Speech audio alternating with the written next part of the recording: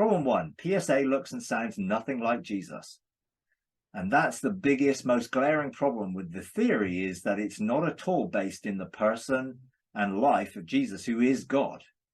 And therefore, this sort of backs up the Old Testament view of what God was like from a Hebrew perspective, because they didn't know him personally, and the New Testament revelation of God, who Jesus came to reveal in himself.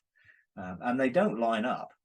PSA claims God can't be in the presence of sin because he's holy. Now, that sounds very sort of evangelical, and I would have never questioned that really in my upbringing. But in reality, it's nonsense, because that means none of us could be in the presence of God.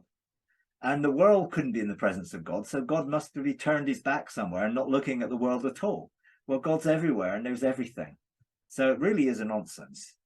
And it seems that if God couldn't be in the presence of sin, then surely Jesus couldn't either.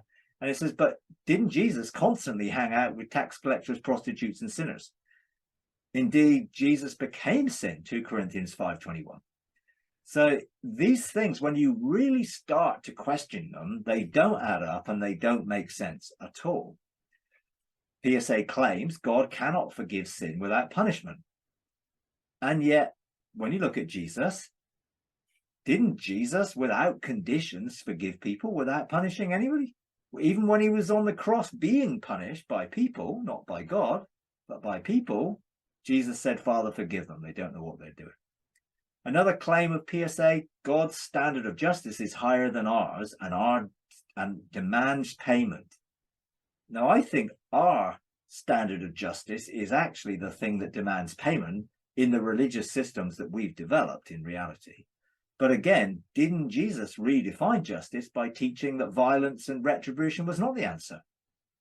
He challenged an eye for an eye and a tooth for a tooth theology and doctrine by saying, you've heard it said, but I say unto you. Jesus told us to love our enemies, to give to anyone who asks. When someone slaps us on one cheek, to turn the other cheek. Everything about Jesus' teaching was coming from a love perspective, and how love ministrates forgiveness, and forgiveness doesn't have enemies because you don't hold anything against anybody, as God holds nothing against us.